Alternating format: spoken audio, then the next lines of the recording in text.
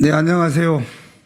더불어민주당 을지로위원회 전세사기 피해 고충 접수센터 공동센터장 호종식 의원입니다. 기자회견을 시작하도록 하겠습니다. 어제 국토부는 전세사기 피해 지원 보완 방안을 발표했습니다. 저리 대안대출 요건 완화, 소송 대리 법률 지원 신설, 온라인 지원 관리 시스템 구축 등 전세사기 지원 특별법 제정 이후 꾸준히 제기해왔던 민주당의 목소리가 일부 반영되기는 했습니다. 하지만 여전히 갈 길이 멉니다. 적절한 지원 방안 수립을 위해서는 명확한 실태 조사가 우선이지만 국토부는 여전히 전세사기 피해 조사를 하지 않고 있습니다. 전세사기 피해자들은 추석 연휴에도 눈물을 흘리고 있습니다. 이제 정치권이 이들의 눈물을 닦아줘야 합니다. 더불어민주당 전세사기 피해 고충 접수센터와 민주연구는 이에 따라 앞장서서 강서구 전세사기 피해 실태 조사를 실시했습니다. 이 조사를 통해 전세사기 피해의 내면을 들여다보고 적절한 지원 방안을 추가적으로 보완해 가겠습니다. 그럼 먼저 실태 조사를 함께한 민주연구원 정태 원장님 말씀이 있겠습니다.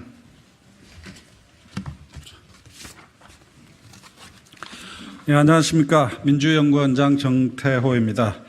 오늘 우리 민주연구원은 더불어민주당 전세사기 피해 고충 온라인 접수센터와 공동으로 진행한 서울 강서구 전세사기 등 보전금 위기 가구 실태조사 결과에 대해 중간 보고를 드리고자 합니다. 실태조사를 보면 전세 사기를 당한 10명 중 6명이 주변에 알리지도 못하고 소가리를 하고 있다고 합니다. 신체적 정신적으로 힘든 것도 모자라 파혼, 이혼에까지 이런 가정도 있습니다. 개인의 생존에 대한 위협으로 확대될 수 있는 심각한 문제입니다. 하지만 전세사기 특별법이 시행된 지 3개월이 넘었음에도 정부 차원에서의 전세사기 피해자를 비롯한 보전금 위기 가구에 대한 실태조사가 전혀 이루어지지 않고 있습니다. 이에 민주당은 이번 실태조사 결과를 바탕으로 피해자들이 하루빨리 위기로부터 벗어날 수 있는 실효성 있는 대책이 마련될 수 있도록 특별법 개정 및 관련 대책 개선을 추진하고자 합니다. 자세한 내용은 권지웅 전세사기 고충센터 센터장의 실태조사 결과 발표를 참고하시면 되겠습니다. 이번 조사를 위해 힘써주신 우리 더불어민주당 전세사기 피해 고충 온라인 접수센터 그리고 함께 조사를 하고 있는 새로운 사회를 여는 연구원에 진심으로 감사의 말씀을 드립니다. 이상입니다. 다음은 박주민 을지로위원장님께서 이번 실태조사 취지에 대해 간략히 설명하시겠습니다. 예, 이미 다 말씀하셨기 때문에 짧게 말씀드리겠습니다. 전세사기 피해 지원특별법 만들어졌지만 사각지대 굉장히 넓다는 걸 저희들은 그동안 계속해서 확인할 수 있었습니다. 좀 더 실증적이고 구체적인 데이터가 필요해서 서울에서 가장 피해자가 많다는 강서구를 대상으로 민주연구원과 함께 실태조사를 했습니다. 굉장히 유의미한 결과가 많이 나왔으니까요. 기자분들은 관심 가져주시고 많은 기사 부탁드리도록 하겠습니다. 감사합니다.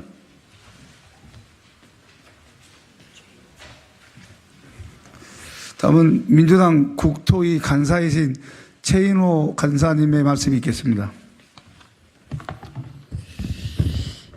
예, 방금 앞선 의원님들이 전세 사기 관련 특별법이 시행한 지 넉 달이 됐지만 여러 가지로 미비하다는 점을 지적을 했습니다. 그래서 저희 당의 국토위원들은 법 시행 과정에서 드러난 절차적 미비점을 보완하는 입법을 조속히 추진할 것입니다. 예를 들면 전세 사기 피해 인정 5억 한도 요건의 개선, 신속한 지원을 위한 방안, 심사 절차 간소화, 또 국토부 피해지원회의 피해자 단체 추천위원 임명, 피해자 전임 3당사 지정 등 피해자의 어려움을 실질적으로 해소할 수 있는 방안을 보완 입법으로 추진할 것입니다.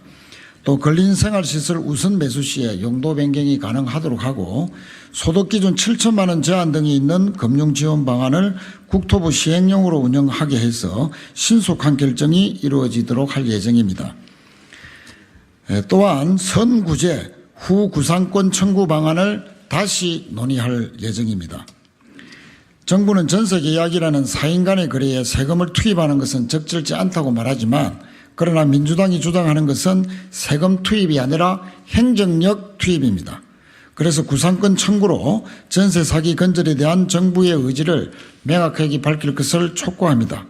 그래서 선구제 후 구상권 청구의 입장에서 대체 입법도 적극적으로 검토해 나갈 것입니다. 또한 이런 그 두 가지 법의 개정과 제정뿐만 아니라 공인중개제도, 전세금 보증제도, 공시제도 개선과 처벌 강화를 동시에 추진해서 전세 사기 피해가 다시 발생하지 않도록 최선을 다할 것입니다. 이상입니다.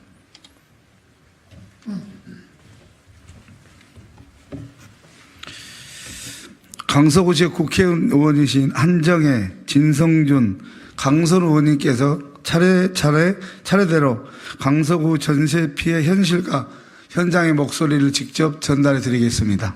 한정혜 의원님부터 시작하겠습니다.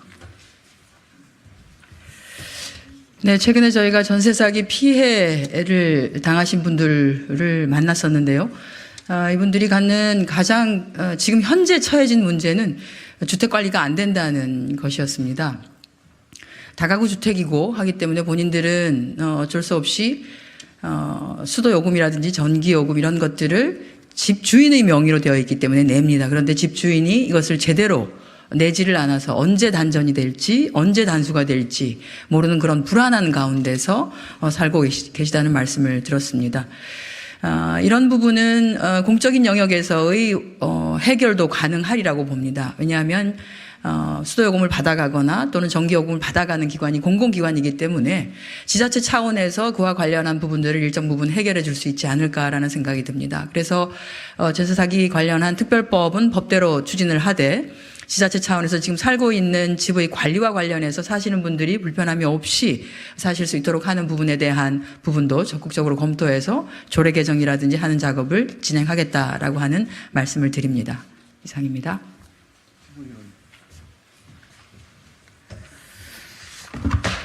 네, 진성준입니다. 앞서 한정혜 의원도 말씀하셨습니다만 저희들이 강서구 현장에서 만난 전세 사기 피해자들의 목소리는 하나였습니다. 우선 전세 사기의 실태를 정확하게 조사해 달라고 하는 것입니다.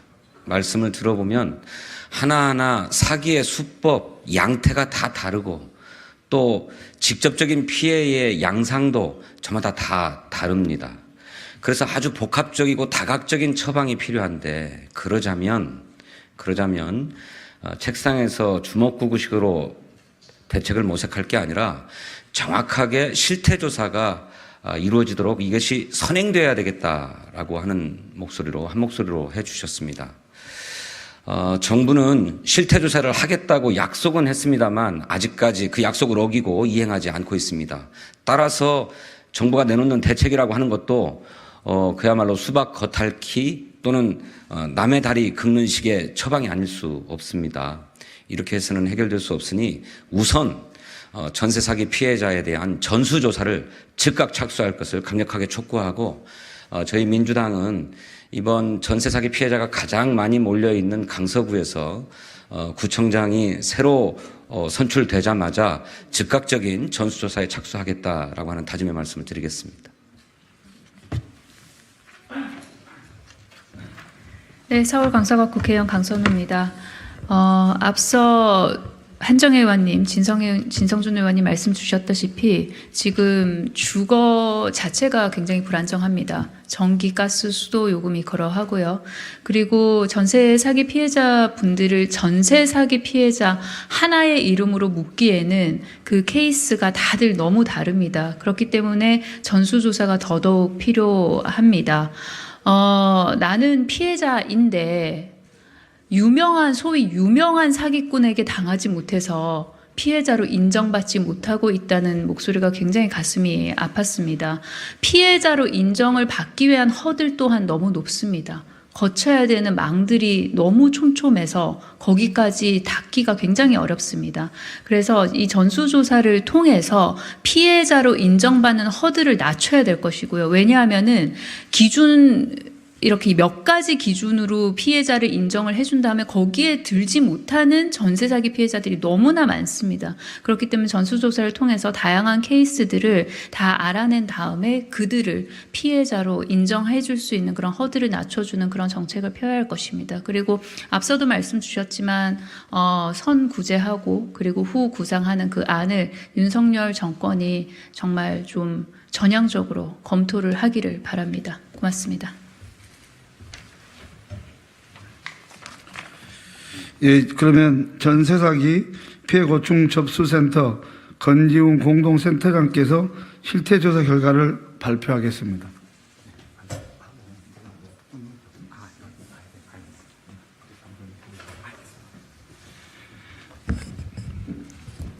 네, 안녕하세요. 소개받은 권지웅입니다.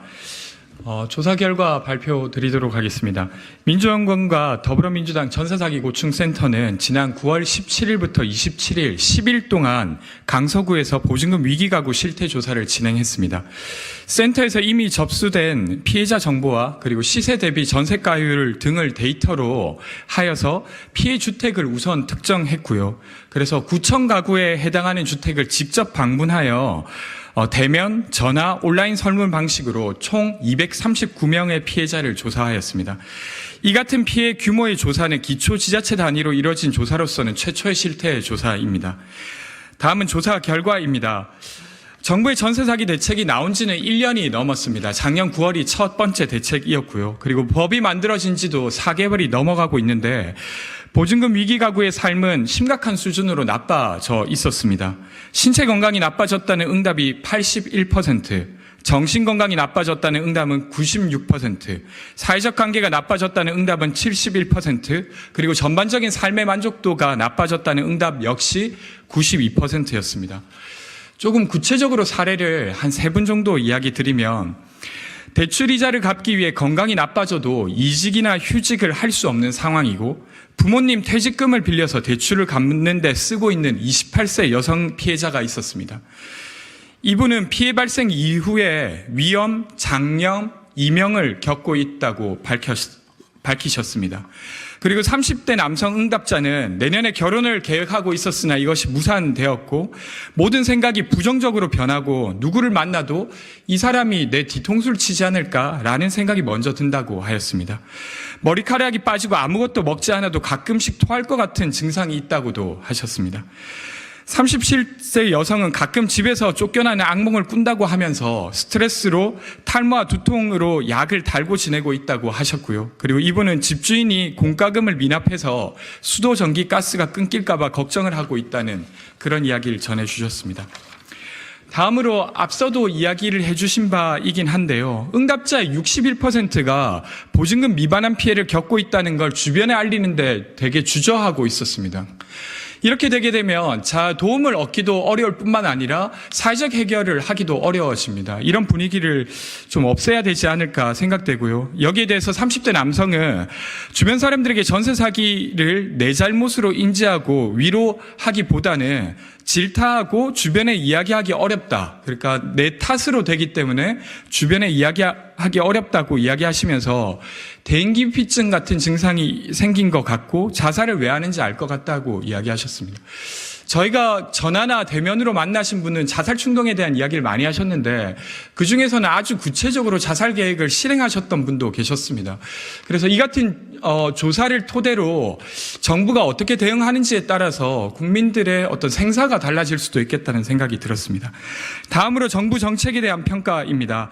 현 대책이 보증금 미반환 피해를 겪고 있는 임차 가구에게 도움이 되지 못하고 있다는 정황도 확인되었습니다. 피해자에게 구체적 도움이 되는 경매 유예와 대출 이자 지원은 전체 응답의 19%에 그쳤습니다. 나머지는 상담을 받거나 임차권 등기 등을 하는 등 기본적인 조치를 취할 뿐이라고 답했고요. 정부와 지자체의 대응에 대해서는 실효성이 부족하다는 응답이 99.6%였습니다. 피해를 입었다고 하더라도 사실 정부의 대응에 이렇게까지 부정적인 평가가 높은 건 이례적입니다. 저희가 지난 6월에 센터에서 자체 조사했을 때보다도 더 부정 응답이 더 높았습니다. 그리고 새롭게 확인된 정책 사각지대도 있었습니다. 앞서 이야기하신 바와 같이 주택관리와 관련해서 어려움을 겪고 있다는 분들이 50% 정도가 있었고요. 그리고 소송 등의 법률 비용을 지출했다는 응답자도 38%였습니다. 작게는 20만 원에서 2천만 원까지 지출하고 계시다고 했고 평균적으로는 290만 원이었는데 제가 이 이야기를 들으면서 더 좀 인상적이었던 건 아직 소송 비용 지출이 완료되지 않았다는 것입니다. 그러니까 지출이 계속 늘어날 수 있다는 것이고요. 그리고 응답자의 98%는 공인중개사의 중개를 받아 입주했고 응답자의 68%는 보증금의 50% 이상을 은행의 대출로 받아서 보증금을 마련했습니다. 이는 보증금 사고가 피해자가 잘 몰라서 발생한 사고라는 인식과는 달리 피해 유형에 따라 좀 달리 봐야 될 부분이 있겠습니다만 대부분의 피해가 공인중개사 혹은 은행을 통해서 예방될 수도 있었다는 것을 의미하기도 합니다. 정부의 관리감독 강화가 필요한 지점입니다. 네, 이외의 사항은 보도자료로 가름하도록 하고요. 종합하면 보증금 위기 가구는 현재 신체적 정신적 고통이 상당하며 앞으로의 삶의 계획은 크게 불투명한 상태이며 현 정책은 별다른 효과를 보이지 못하고 있다는 것입니다. 그리고 그 피해 양상과 유형이 매우 다양하여 세밀한 정책 점검이 필요합니다. 끝으로 말씀드릴 문제는 이 같은 위험이 239명 피해자에게 국한되지 않는다는 것입니다. 정도의 차이는 있겠으나 위험에 처한 가능성이 있거나 아니면 이미 위험에 처했을 가구가 서울 강서구에만 전체 24만 가구 중에 14,000가구로 추정됩니다. 전국적으로는 그 규모가 상당할 것으로 보이는데요. 최근 허그는 올해 발생할 보증금 반환 사고 금액을 3조 8천억으로 추정하였습니다.